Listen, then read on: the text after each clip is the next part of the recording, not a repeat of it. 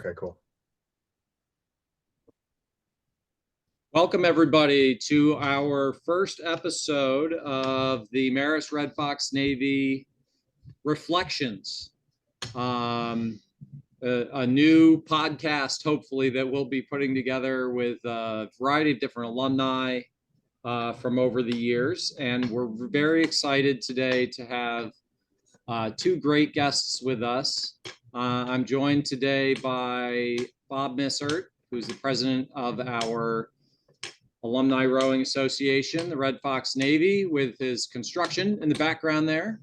And we also have two members of the class of 2004, Andy Grzybowski and Sean Clarke, who are going to share some of their stories and reflections about the times that they were here at Marist.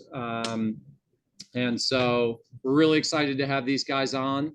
It's been a pretty quiet group alumni-wise, and so we're excited to kind of hear from them and the stories from their era at Marist.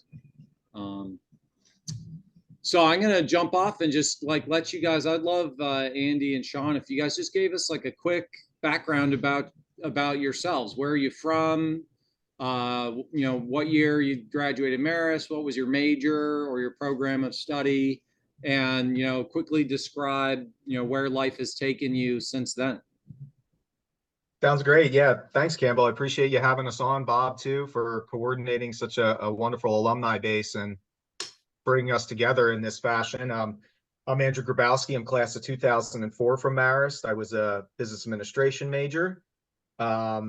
Had a wonderful time during my time at Marist. I'm from Philadelphia, born and raised, and really enjoyed my time spent on campus.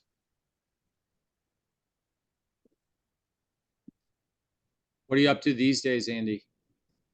Oh, these days I run a medical education company where we educate doctors across the country on new and emerging therapies as my business. And I also personally, I've married into the rowing family. My wife is the women's head coach at Temple University, and she's been there for over a decade now. Her name is Rebecca. I love her dearly. And I have two wonderful children. I have a boy, Evan, 8, and a girl, Riley, 5. Both full of all of the energy, as most who know me, I have. They have it as much as, or if not more. But we've got a wonderful family here, still residing in the Philadelphia area. And actually, as I would like to say, I think I could hit 2 good drivers to Boathouse Row is actually how close I live to the Schuylkill. Oh, very good. Very nice. Sean, how about you? So, Sean Clarke, class of 04. I majored in making sure Andrew Grzybowski graduated college. No, actually, business administration also. I actually grew up in Hyde Park, New York, rode on the Hudson River all my life, and then coached there for a while until about 2012, I think. And then I came down here and I started coaching the Vesper Boat Club, taking a couple athletes to world championships and things like that. I now, as of about, it's almost like 8 years ago now, started in the restaurant business. I run a restaurant in Philadelphia, also very near to Boathouse Row. So yeah, I'm always kind of hanging around in it. I also have a wife who is a rower. She was in the 2008 Olympics and national champion for Sanford back in 2008. So yeah, still very much involved in the sport, kind of on the outsides a little bit, but yeah. On top of that, actually, Lindsay remains to be a rowing coach. Is she South Jersey rowing, right, Sean? Yeah. She coaches a junior team, South Jersey, over in Camden. Nice. What's the name of your restaurant? It's called the Black Squirrel, actually. It's a nice and little actually, like English. It's a pitching wedge away from the Schuylkill River. So anybody in the East Falls area, or if you're down looking for a spot to go, right on Midvale Avenue in East Falls. So any alumni, next time we're in Philly for a race, you know where to go. The Black. True. Yep. Cool. So talk to us, you guys, about talk to us about high school rowing, what that looked like for you, and then how that kind of led you to Marist, and what that what that looked like, your kind of college search process, and what made Marist pop out for you and made you want to come up here. So I had the unique kind of privilege of my high school team allowed 7th graders and 8th graders to row, be a part of the rowing team.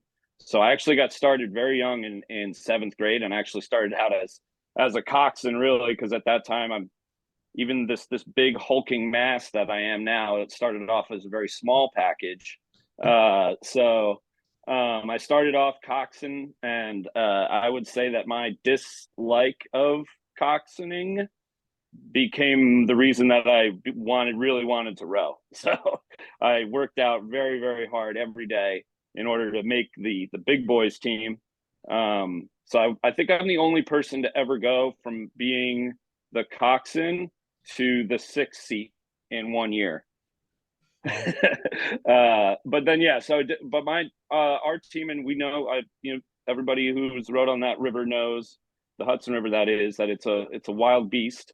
And we really only rowed during the spring. So I didn't really, we almost never rowed because we had to practice in the afternoon because it was after school. So I was really good at running hills and doing push-ups and wall sits and Hyde Park crew, right? Yeah, we used to just go out and rob convenience stores too, and in our spare time. We didn't do much rowing, but I really liked it. And so when I started to become a senior, I started to look for places where I could continue to row. And it's really funny because most of a lot of my the class that had graduated the year before, they were trying to recruit me to go to their school, their colleges. So they were always in contact with me, and you have to remember this is the Stone Age, so there is no you could do like basic email, but a lot of this was just like literally looking stuff up and phone calling people and trying to there was not really a presence for colleges on the internet at that point. So I originally wanted to go to George Washington University, where one of my good friends was rowing there. And I didn't get accepted. Kind of very late in the game, didn't get accepted. I was told I was going to be accepted, all that stuff. And then lo and behold, didn't get accepted. So then the race was on to try to figure out where to go next. I almost went to Temple University. Ended up not going there, and I almost went to Northeastern. But both of those teams pretty much told me I'd have to walk on. I wasn't strong enough. No financial aid, it's yada, yada. And that's when my father actually reached out to his high school rowing coach, Scott Sanford, who contacted me. I met with Chris Tessitore. God, I hope he's out there somewhere. Tessitore. And they brought me onto the team kind of almost very late in the game. Very late. I think I had maybe 1 day to accept before I wasn't going to be accepted. So that's how I got to Marist College. How about you, Andy? That's actually intriguing. Sean and I have been friends for, I've lost track of the years, decades, plural, and I didn't know some of that. So I think our evening games of different things have now enhanced. I know more about you. Sean lives actually only probably 2 blocks away from me too, so we get together often. But my trajectory to get to Marist was, I think it probably relatively normal these days, actually. So I'm a proud alumnus of LaSalle College High School.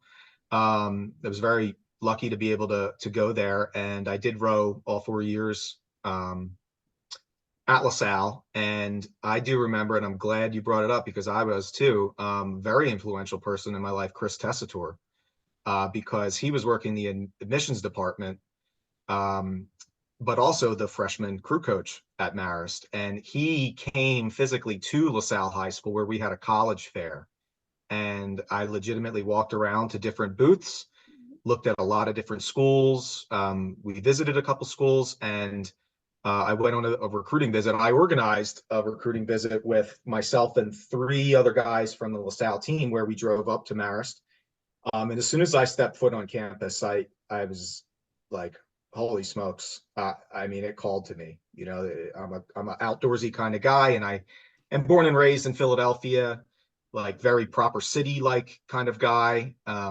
And when I saw that campus, I thought to myself, I was like, holy smokes, if this is to be, it's for me. And then that's essentially the story. So I looked at a couple different universities, and the big draw to me was I do remember my first meeting with Scott Sanford.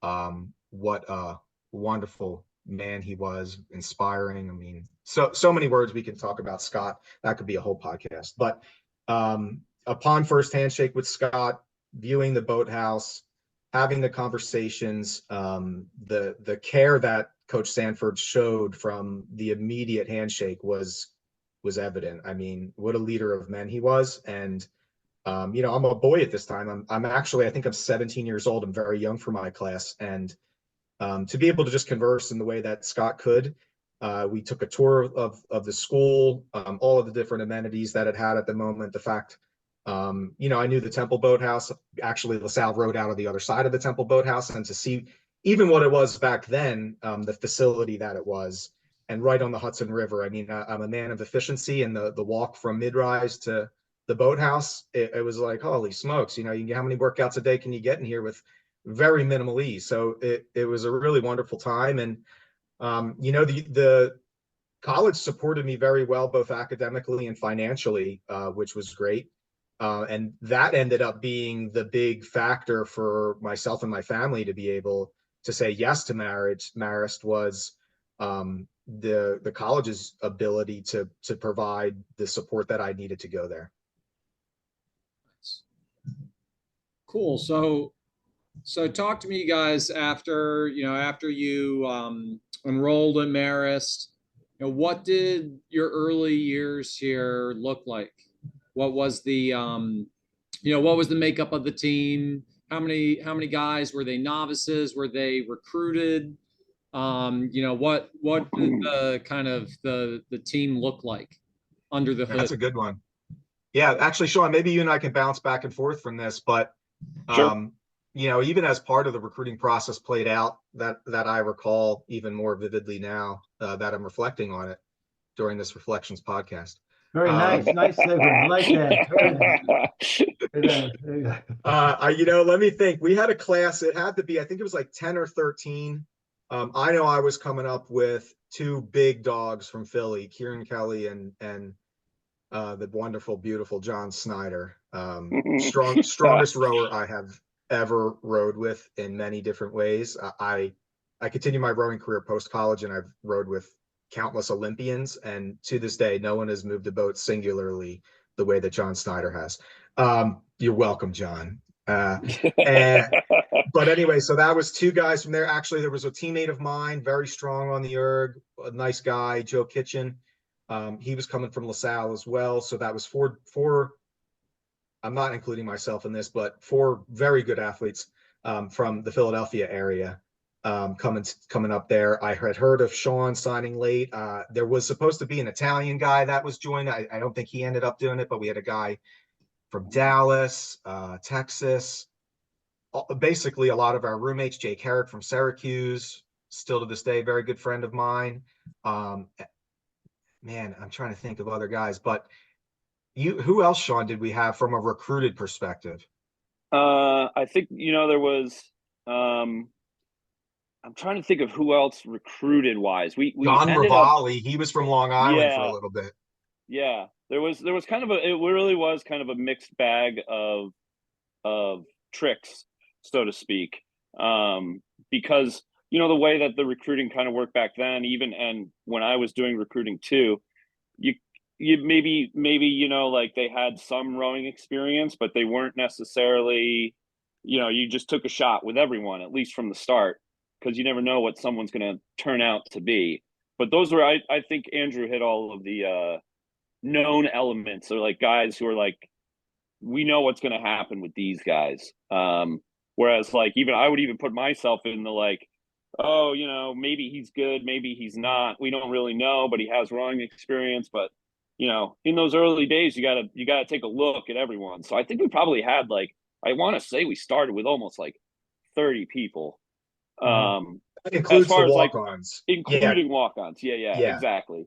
And then, you know, it whittles it down until I think we pretty much just had 8 by the time we got to like our first race. We were kind of like, everybody had to be a part of it at that point. It was like, man, Yeah, you know, it was pretty close. I remember that. I mean, like we were like, are we going to be able to field an 8? I think we had maybe a little bit more, but it was oddly, I mean, the walk-on class consisted of some really good guys. You know, Will Copeland, we're still tight with today, Matt Clark, Steve Dandrilli. I was actually just texting with Matt the other day. And I'm trying to think. I feel like there were some other walk-ons who were there, and we were just over 8. But by the spring, I think we were looking at 8 guys, actually, that were strong enough to stay on, if you will. Yeah, I think that was a big part of what it took back in those days, was really just like, because even some of the guys who had significant rowing experience, it was Tessitore was challenging, and that was kind of, he really wanted to. I mean, there's some legendary practices from those days of him just like pushing us until there was only a couple guys left standing. He wanted to. It was workouts that were almost meant to make you quit, to see if you were going to give up on yourself. Sure. And so that really was kind of, by the time we got there, we had 8, but we had a really strong 8. Like, it was a very like tough 8. Was the railroad trestle still there when you guys were there? Yeah, Railroad. actually, is it gone? Oh yeah.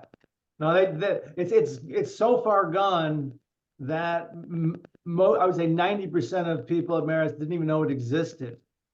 Didn't even know it existed until one of the historians heard about it, and she went back into the archives and found pictures of it. And she's been doing history on the Marist Rowing for years. She said, I didn't even know this thing existed. But this was about 35 feet high, and we used to have to run up one side, run across, run down, repeat, rinse and repeat. But I remember when we were freshmen, Joe McHugh had us running with big inner tubes filled with sand around our necks. And you had to run up 35 feet, go across, run down. And this was in the inclement weather time. So it could be rainy, it could be icy. And then you wonder why all my buddies are calling me with knee surgeries and how they're having their knees replaced now.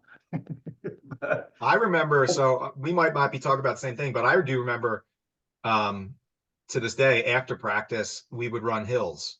Oh yeah, Scott would be like, all right, everybody, go ahead. 10 hills, come back when you're done. And I'll tell you, I mean, this was part of the culture of our class, but also the program that Scott had put forth. There was no skimping on that run, and every single lap was competitive. And together. That led the way for a lot of success that we did have during our time there. But I mean, I specifically remember those days. You know, you're exhausted and your butt's been kicked by a really hard practice run by Tessitore, and then it's like, okay, 10 hills, and then no one back down from them. No, that's right. But it made men out of you. So look you ended up. So Indeed, Andrew, sir. do you remember that practice that somebody locked Tessitore in the shower room? I think it was one of the upperclassmen were like, oh, the upperclassmen were laughing that he was kicking our butts, really. And then he went to go do something in the bathroom, and then somebody, because there was like a one-way lock on that door. Fire code safety was really good back then. One-way lock, and locked him in there, and he was like, I think I was the one to unlock the door, because they were like, he likes you. He's not going to punch you. I'm like, okay, good. I'll do it. Okay. I'll go and knock it. Let's call it out for who it was. I believe it was one Mr. Captain of, I forget the year, but Pete Zimmerman who did it. One of the only people who could get away with it. Please call out Pete Zimmerman if you can at Pete Zimmerman. And if not him, I am going to potentially go also Matt Jones, who was 1 year older than us, who Yep. liked to play as many pranks as Sean and I like to do. So it could have been him too. Cool. So talk to me guys about like 2002 came and the team was really fast that year with a really big group of seniors who ended up going to Henley for the first time in program history. And so you guys were in the boathouse at that time, and around the same time Scott Sanford was going through kind of the final throes of cancer treatment and eventually passed away. And that must have been a really difficult and kind of formative time for the team. Like talk about that moment for the team and like kind of the before and after, like the transition from Scott and then Tom coming. You know, what did that look like for the team? You know, physically, emotionally, like what did that look like? I could start, Sean. Those years, I mean, as soon as I arrived on campus, you could tell the energy was palpable. Like the culture that Scott set in that boathouse was one of camaraderie, one of hard work, and competition. It wasn't, all right, this practice is going to be a good practice. It was, this stroke is going to be a good one. And the boathouse embodied that. It was a every day, every minute, every action was required to be of high effort. And I think that's kind of where it starts. Scott definitely set the culture for it. I think we had good leadership on the team. I think individually who we folded right into that and provided, significant support and also leadership in our own younger ways. Because looking back at 02, both Sean and I ended up being in the 2V. I think we both had legitimate shots at the 1V in a way. But the fact that we're scraping and clawing and competing every single stroke of every single practice really pushed the boat that did end up going to Henley to certain extremes and limits that were needed to be successful, that breakthrough led to. So, I'm going to come back and say it was a real boathouse like push to really form that entire team, not just one particular boat, because, I remember beating the hell out of a lot of people really bad in the 2V. And it was like nothing like a practice on the Hudson was against the 1V. And to reflect on the timeline of how things played, I have to say Scott kept things very close to the chest.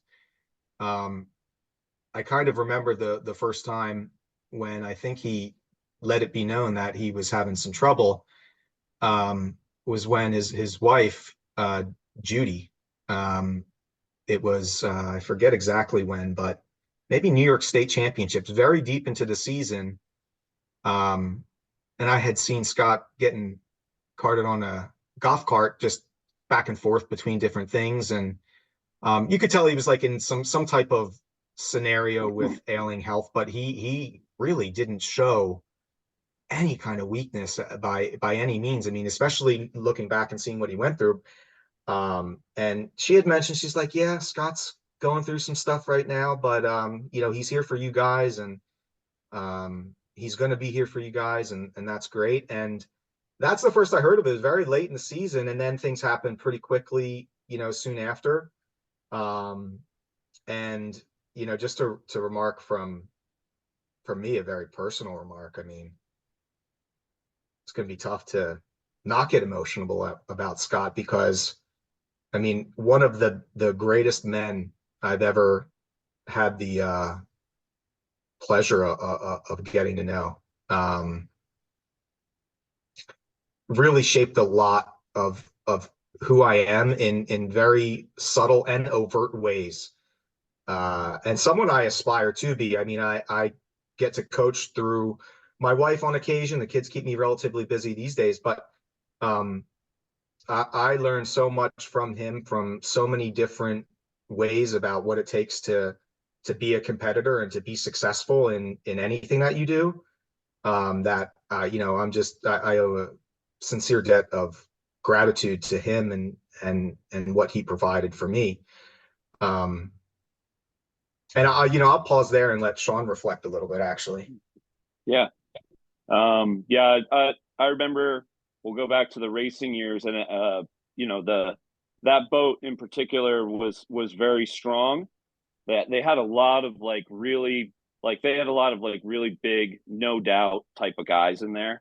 It made it tough to feel like, I think that that boat lineup was kind of almost set in stone. There was maybe a seat or two that could change here or there, but there was like a core of that boat that was kind of almost unmovable out of those seats. So, I mean, I think our attitude, and I know that Andrew and I would always do this, is like, yeah, but we're not just going to sit here and roll over. That boat won ECACs that year. And we were second. The 2V was second place by, I mean, Andrew, I think it was like less than a half a second.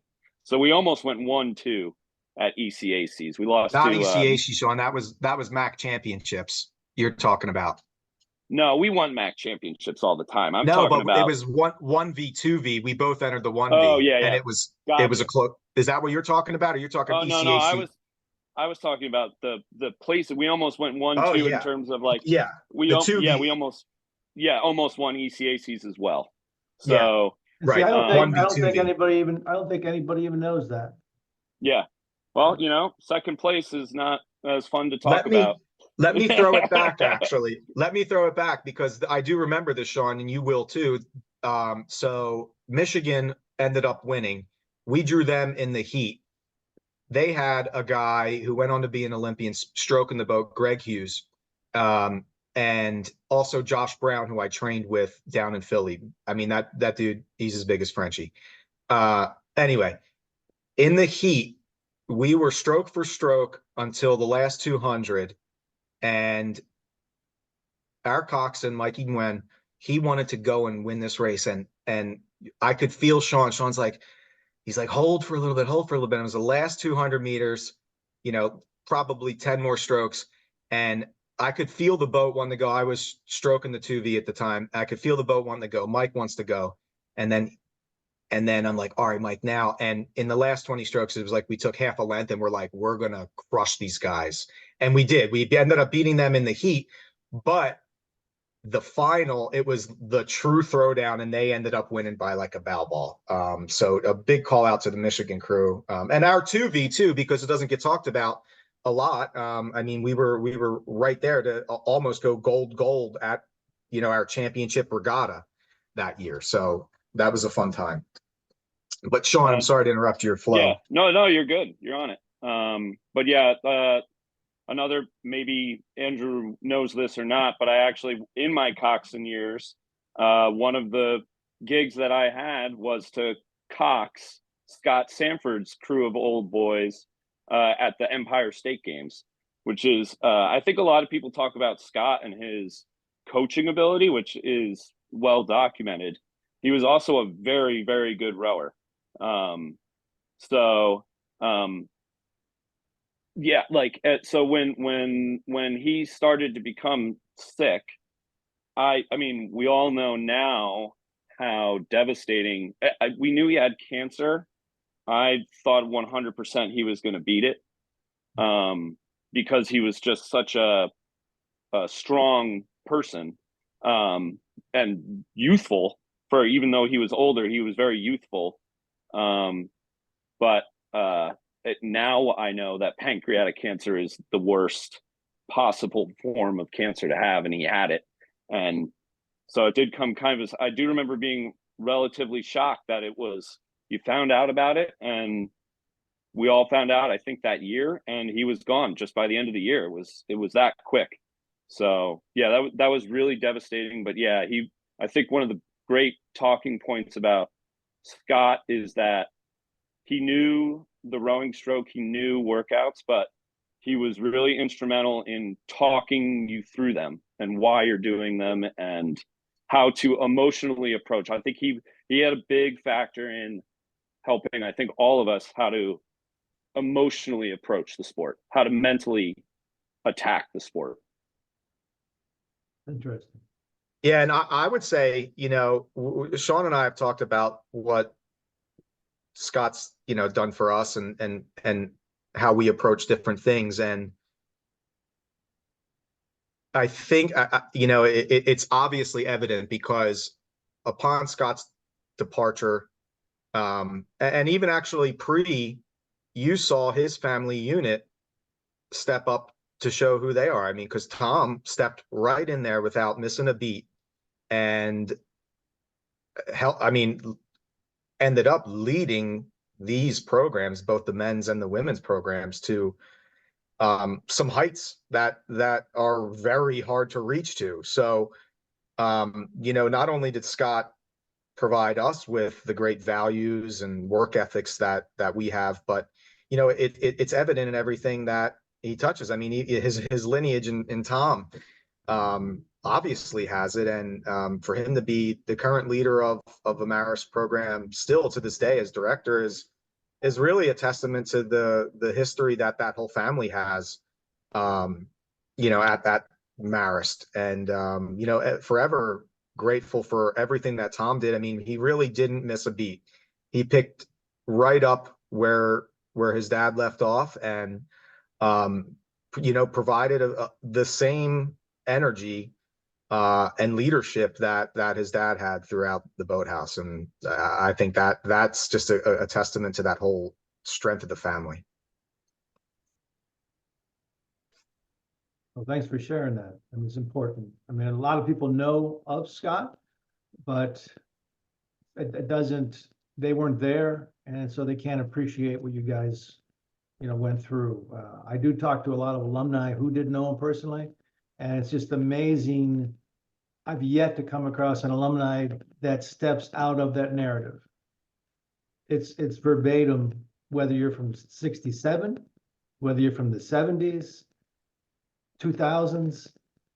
I've never seen anybody break that narrative. It's dead on. So he was a man of men, and Marist was lucky to have him.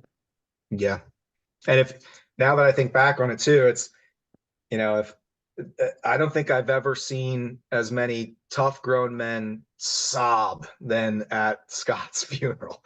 I mean, what an emotional, powerful time that was, for me, for us, for the whole unit that we had there. But it's, it's really hard to get to that emotional spot, and then to see a collective unit of guys feel that particular way about one person is truly memorable. Well, one of the nice things about Campbell initiating this reflections is to coin Andy's term, reflecting on this. Thank you, Andy. But I think it's going to give a whole lot of alumni. There's a commonality that everyone shares, right? But they kind of share it in the silos.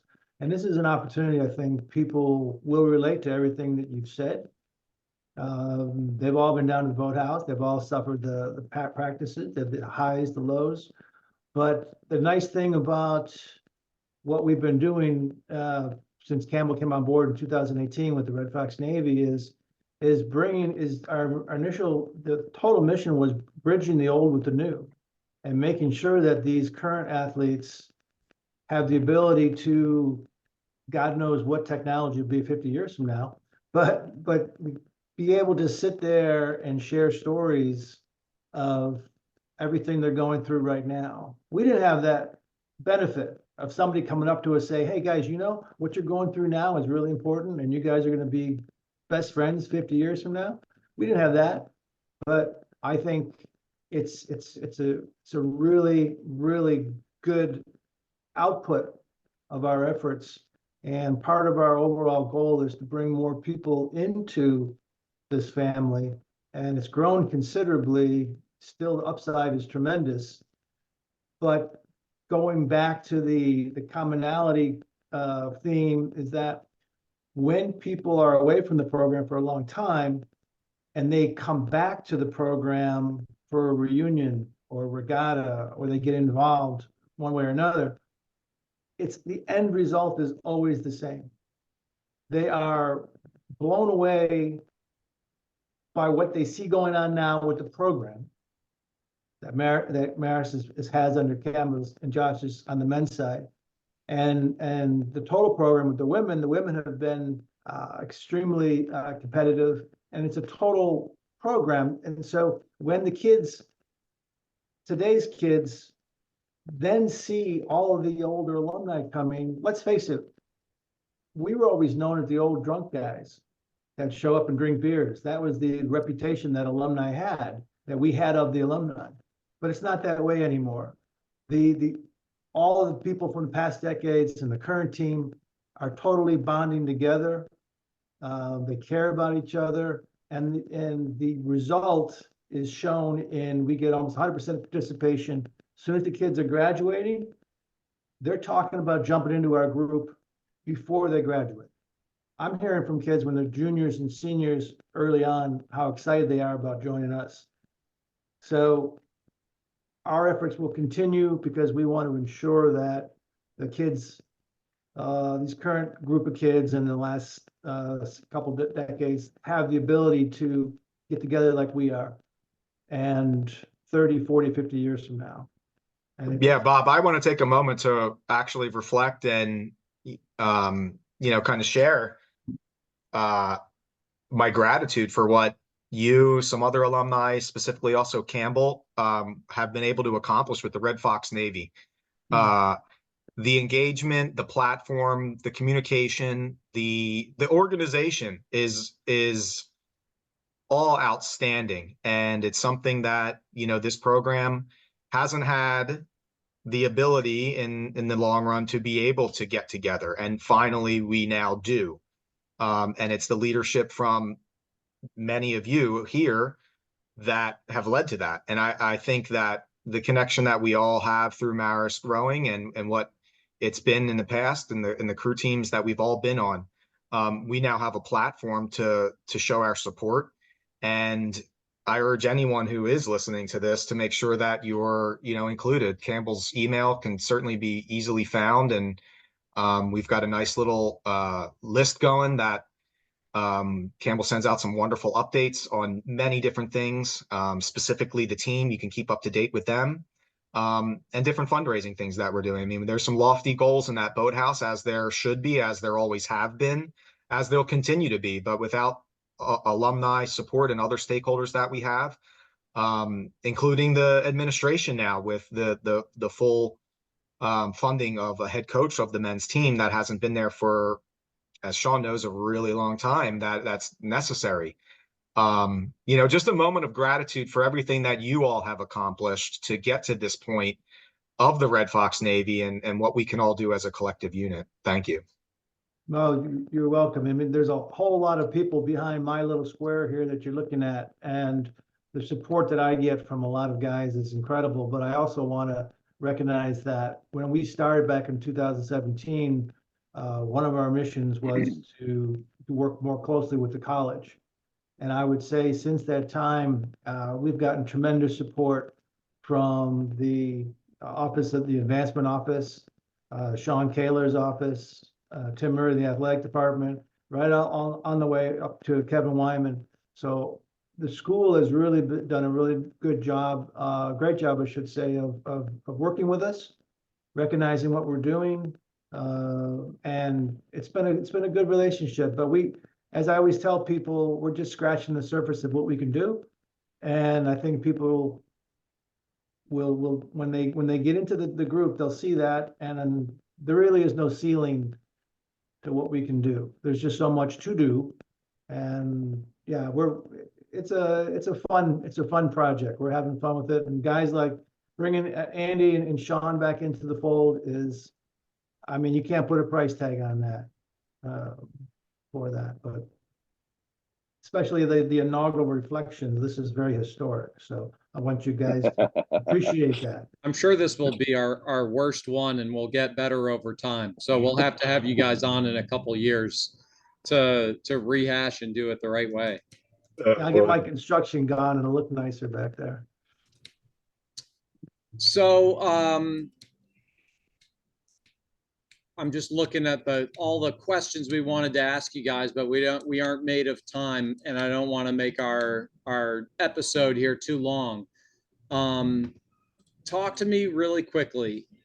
Give me, two things that you took from your experience at Marist that became important in your life, or something that made you stay involved with rowing after you left Marist. What about the experience of rowing, or rowing specifically at Marist, kind of has stayed with you as you moved on with your lives? Well, I think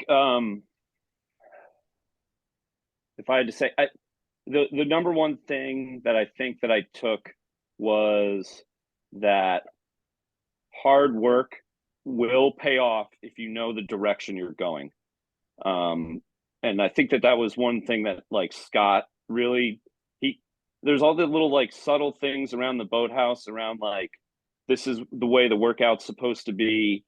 These are the goals you can achieve. This is what good numbers look like. This is what a good performance looks like. And to just believe that if you do that, if you're going after that and you're working with a purpose, you will achieve what you want to achieve. And I think that that's just inherent, maybe in rowing in general, but I think that was one of the things that Marist rowing really kind of instilled in me, was that you can do it. And, when you're a smaller team, smaller guys, it can seem like maybe you shouldn't achieve great things, but you can achieve greatness. And if you believe in yourself and you believe in your teammates, that those goals can be achieved. And I take that almost with everything that I do, even today, like in the restaurant business, which is not necessarily an athletic pursuit, but there's a lot of things that you can achieve if you try. Sean, you couldn't have said it better, buddy.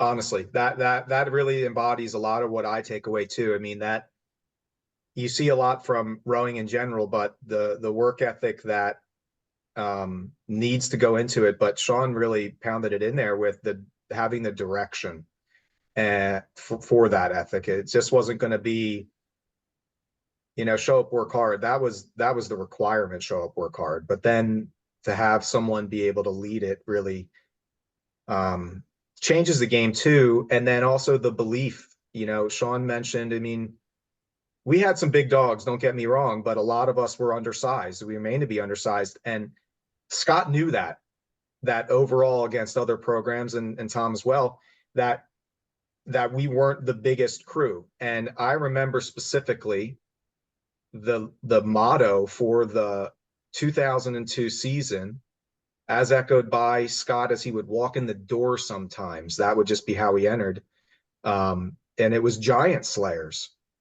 And I'll never forget that, because that's actually helped shape who I am. I mean, I went on to pursue rowing at a relatively high level post-college, and I had some very good successes, but I'm a 6-foot normal dude.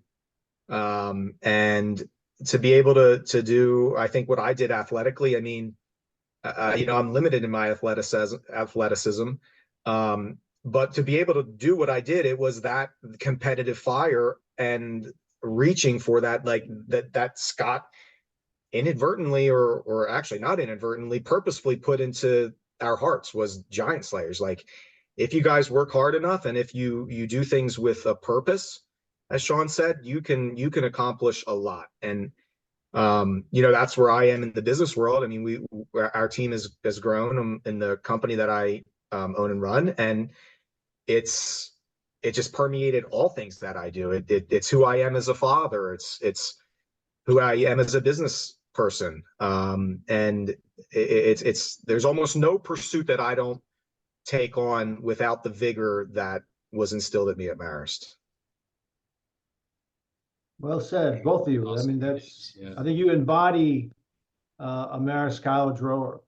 And whether you rode 1 year, 2 year, 3 year, 4 years, some of my best friends now maybe only rode 2 years, but it's unbelievable the passion they have for the program now, that they're all in terms of supporting the team, because it meant so much to them.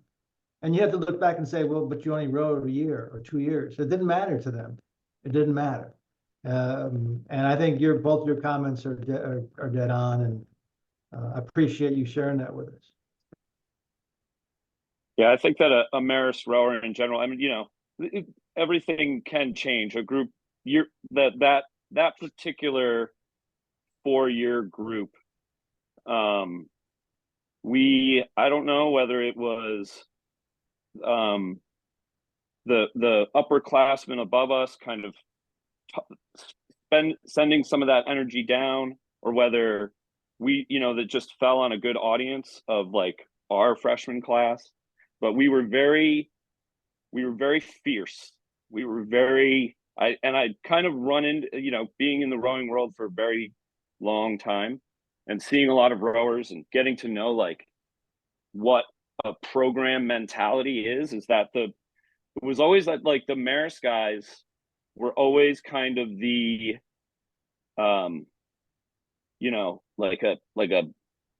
like little pit bulls with their jaws on something, and we're barking, we're like going after it. We're very physically aggressive.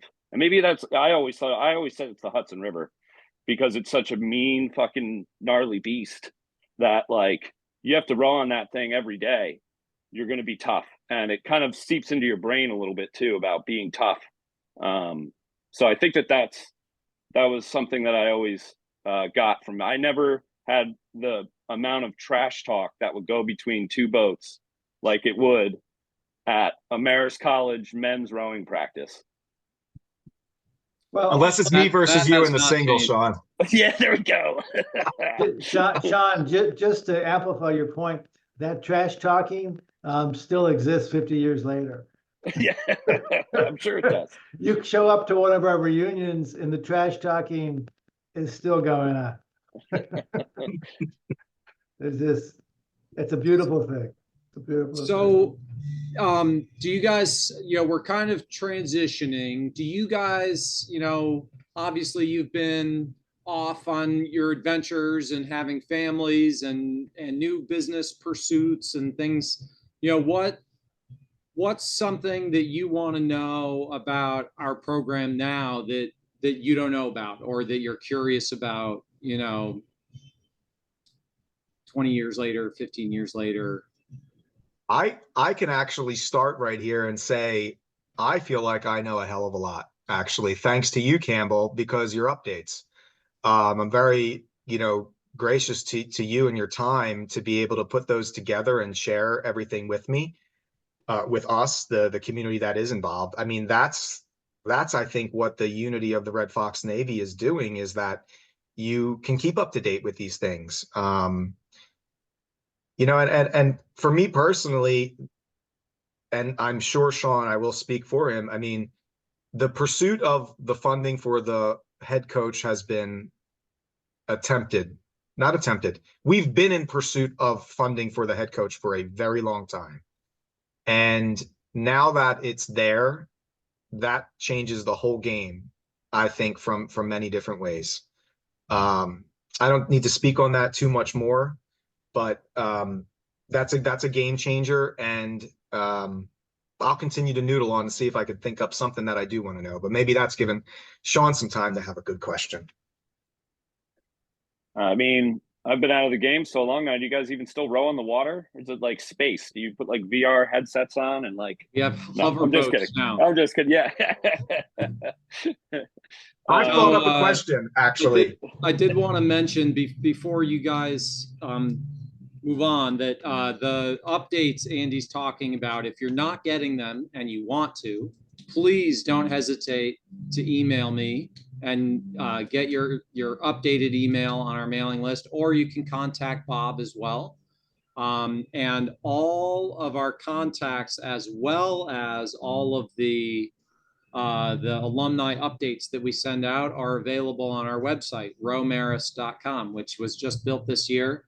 And a huge thanks to Bob and Pete Tartaglia, who have been helping us put that together. What's Pete's class here, Bob? He's class 94. 94. Yeah. Huge lift by those two gentlemen, in addition to several satellite helpers to get that done. And now all of that stuff's available to everyone, and hopefully we'll figure out how to stream this podcast on there as well. I'm sorry, Ken, what was that website again? It's rowmarist.com. Just want to make sure. Yeah. Congratulations on scoring that URL. That's great. But it brings me to one question, because one of our good buddies, Matt Clark, class of 04 as well, he just visited campus for the first time in a while. He brought his two wonderful children and loving wife. And he actually texted, I think, both of us, maybe even a group of us from 04. And he's like, hey guys, I'm on campus. Did they renovate the boathouse, and which one should I go to? Can you talk a little bit about that real quick, Campbell? Because I haven't been back to campus in a while. I think Sean has been, but could you talk a little bit about the two boathouses and how that rolls? Oh, the Cornell boathouse was refurbished. Bob could probably tell you the exact year that took place. It was before I began working at Marist. But the Cornell boathouse is used. We've gradually worked on getting the boat sheds organized, where now the Cornell is used as our small boats warehouse. So pairs, singles, and there are two quads, one for the men and one for the women, are both stored at Cornell in the downstairs area. And the upstairs has been refinished by the college to be an event space. So that's open often, and you can usually get in there and look around. It's really well done. There's a lot of old artifacts and paraphernalia from the Poughkeepsie Regatta surrounding the walls in the upstairs. And if you come for one of our Marist Red Fox Navy Alumni Days, which is always the third weekend in September, you'll be able to get in there. That building's usually open all weekend, and people are walking in and out. And but the college uses it a lot for non-rowing related things as well, and that's been really cool because it anchors the college to the river and kind of brings front and center rowing in general, but also the history of the Poughkeepsie area with rowing. So the team's main operation is still out of the Martin Boathouse.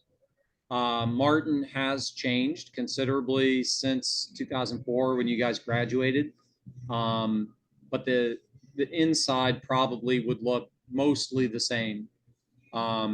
We typically try to undergo one major improvement each year at one or both boathouses. So this year, the big improvement was the outside of Martin was looking really ragged.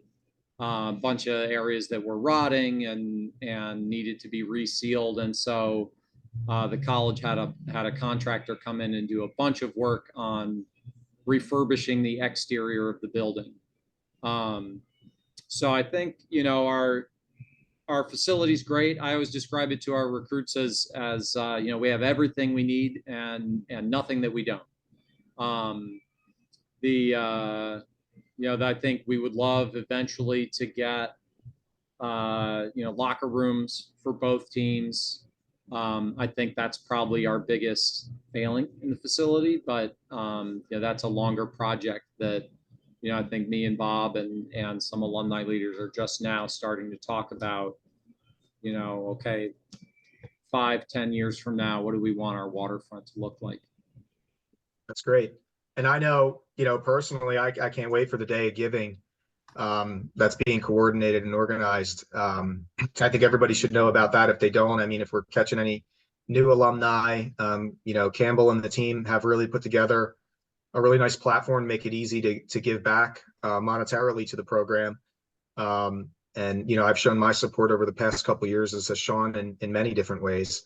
But there's definitely some lofty goals for the program, and I urge anyone listening to participate in any way you can. It's going to be great, and Campbell's really doing a wonderful job with the funds that do get raised, as kind of have been hinted at with some of those purchases of small boats, oars, etc.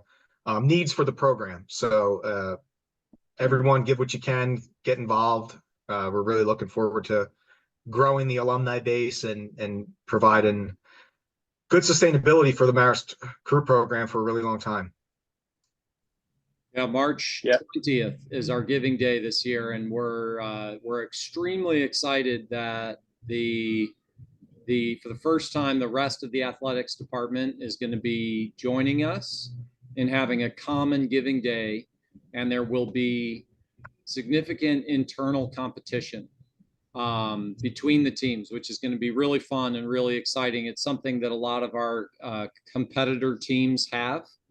And so we're definitely looking forward to that. And I know that the members of the Red Fox Navy will look forward to asserting their dominance on March 20th. So we hope you'll mark your calendar and join us that day.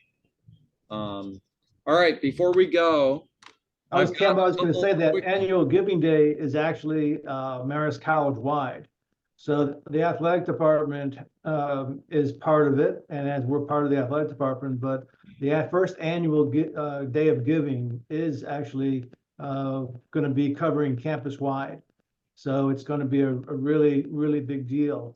And I suspect that the Marist Red Fox Navy will continue to lead the way, as we have for the past several years. And as far as the equipment goes, I think Campbell was pointing out to some of the alumni at the last reunion that I think almost every single shell in that boathouse, except maybe one, has been furnished by the Red Fox Navy over the past several years. New ergs, heart rate monitors. So Campbell does a tremendous job of taking 100% of the money that we put forward and plows it back into the program.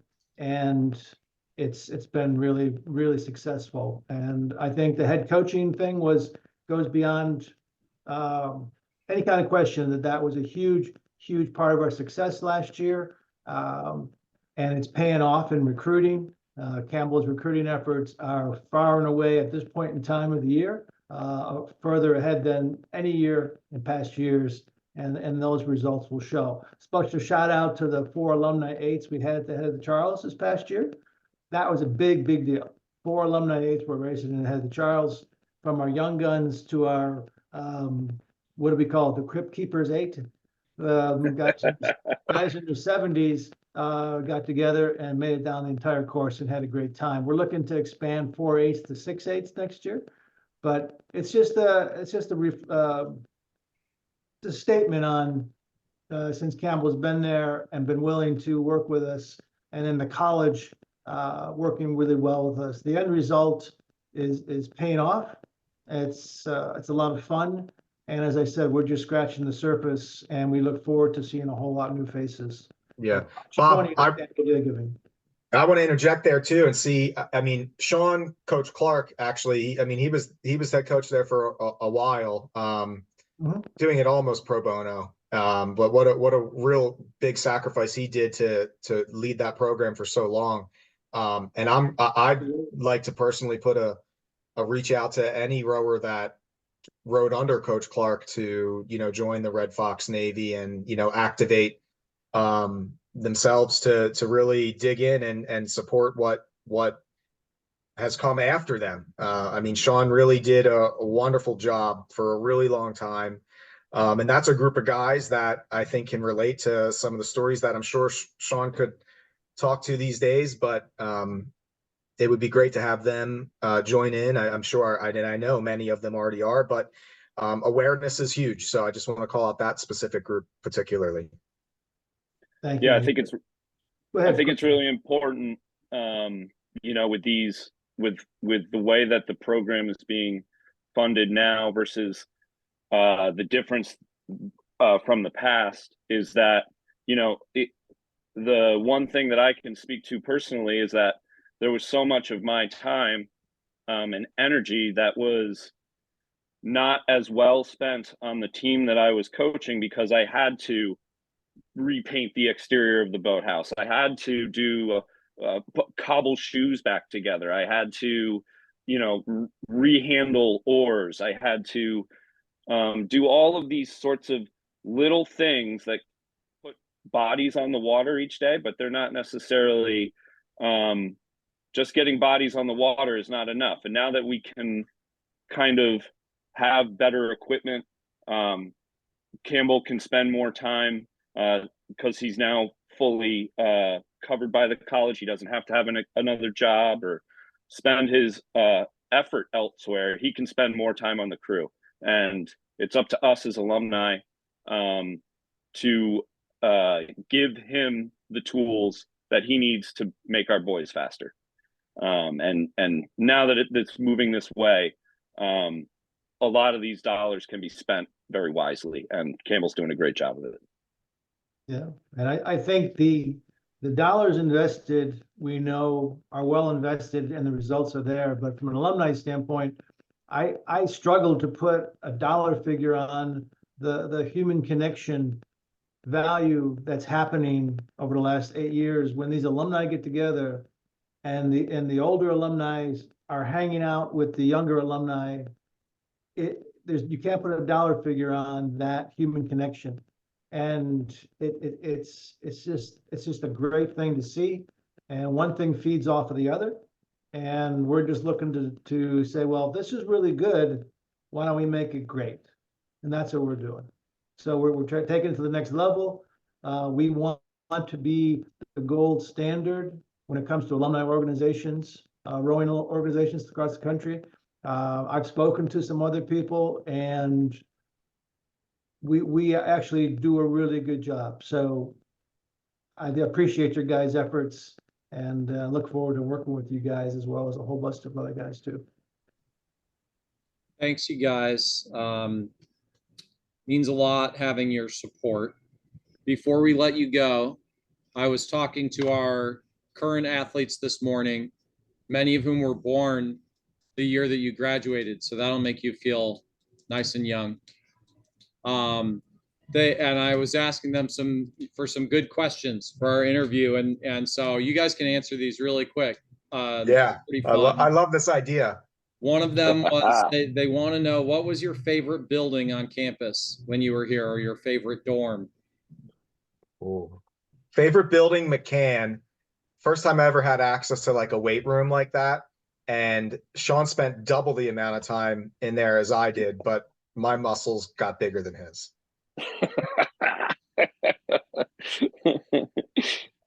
Geez, my favorite building, other than the boathouse, I guess. Big one. Let's see. I mean, I really like the Midvale dorm situation. Mid-rise. Mid-rise, that's what it is. Not Midvale is the stupid street that I work on now. Don't get old. Mid-rise, yeah. I think I like Mid-rise the best. Okay. That was my second answer because we pulled some pretty heavy antics out of Mid-rise. It was the dojo of a number of pranks.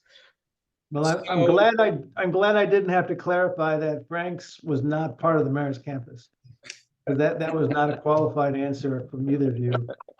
Listen, Bob, we never spent times at bar. I mean, we were too busy training and winning. Come on. So what, obviously, you were training constantly, but what, in the age of cell phones, our athletes probably don't really know what you guys were getting up to most of the time. Like what what was like a favorite activity that you guys were doing when you weren't at practice? Super Smash Brothers on our roommate's GameCube that we would just steal it from them all the time. Yeah. Taking naps in each other's beds. Yes. Shout out Will Copeland for having the finest sheets of all people. We wrestled a lot. That was weird. I feel like in the middle of the room, we would just have wrestling matches. That was fighting. Yep, that was cool. We spent a lot of time in the cafeteria, to be honest with you, too. That's something I reflect back on. I mean, I know back in the day, there used to be like family dinners and people used to sit around the table for like 3-4 hours and everything. I've participated in that in some fashions. We used to do that willingly with each other. I mean, a lot of camaraderie on the team. I mean, we ate the hell out of a lot of food, but we just sat around and talked and were together a lot, which was cool, specifically around a meal. Water balloon launcher. Had that cooking. Yep. Slip and slides. Slip and slide. Yep, that was good. Actually, one thing we used to do too, Sean lived close by to campus and his parents would have us over for a Sunday dinner sometimes, generally as a class, but I do look back on that frequently as something that I like. And that's something I've carried with Rebecca, my wife. We bring her team over to the house a lot for dinner. I like to cook and have them. So I learned that through Paulette. Thank you, Paulette. Shout out. Nice. All right, last question.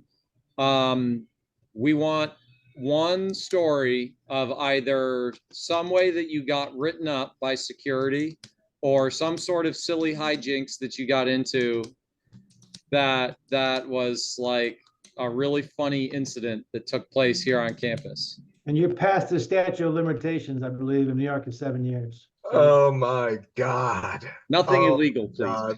Sean, is it time, dude? Well, there's so many. I think there's one where we didn't get written up, and we've been clandestine about this from day one that almost no one knows about except some of our roommates that we might need to tell. Oh, so get an unveiling. Well, I think I know the one that he's going to tell. Let's tell it, bro. So I think I was the one who kind of started it, and yes, then I did get written up. I did get written up for it. All right, then I met this monster who I was a good boy. I was a good boy. I had learned my lesson, and Andrew talked me into committing more vicious crimes. So it started because I was on the 9th floor. Were we on the 9th floor of Champagne and you were below me? 8th floor. So, and it faced out back towards the river, and there was a small car path that went behind that. And I came up with, I don't even know where I got these water balloons, but I would throw water balloons out of that window and try to land them on cars down below as they were driving. So literally within the first week of me being on campus, I managed, because I'm a genius, to hit the resident director's car directly in the windshield. It was the only car I hit all day, and I hit his, not knowing it was him. He comes storming up to my room, and so I got written up for that. And then we figured that it would be better if we went out the front side because it was tougher to see. So then we started hitting students with water balloons out the front side of Champagne. Let me jump in here. So my room faced, I guess what's the Science Center? Basically, there was a dorm Leo, and people would pass underneath the Champagne coming from Leo to get to the cafeteria for dinner. So that was prime time to crush people with water balloons because they would be right underneath.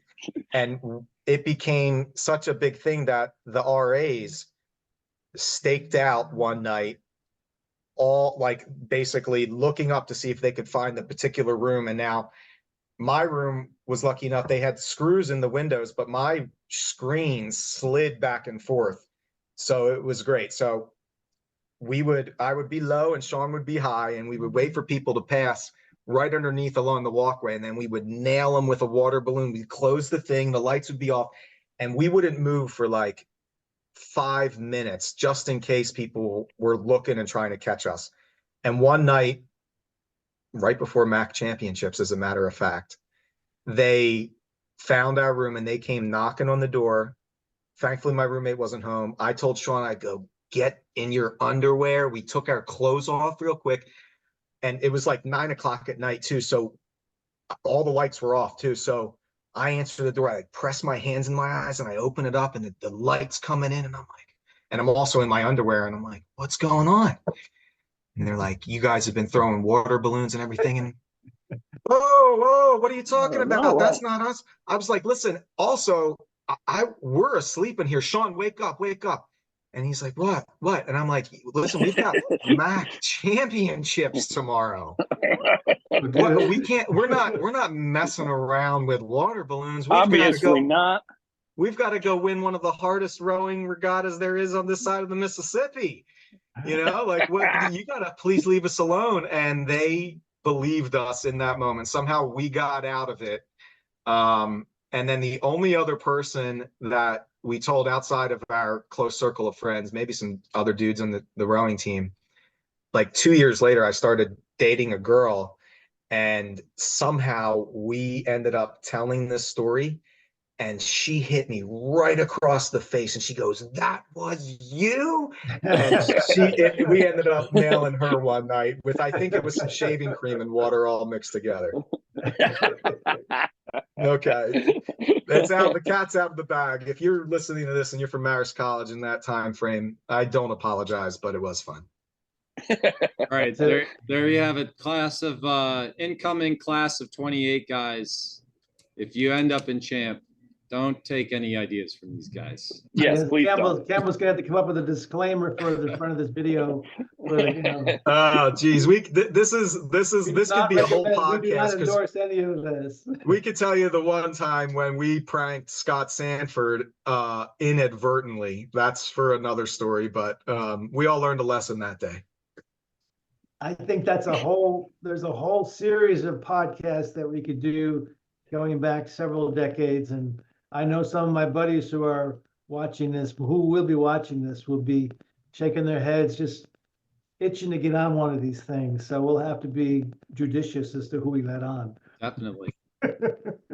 You started I strong. want to thank Sean and Andy for joining us, and thank you, Bob, for helping me do the interview. It was really cool to hear some of your guys' experiences, and I hope we can figure out how to make this a regular thing. I think it's really cool to hear different people's stories, and it's also really cool to, over the course of all these years, see all the commonalities and all the experiences that the oarsmen share over the various generations at Marist. And I think that's really cool.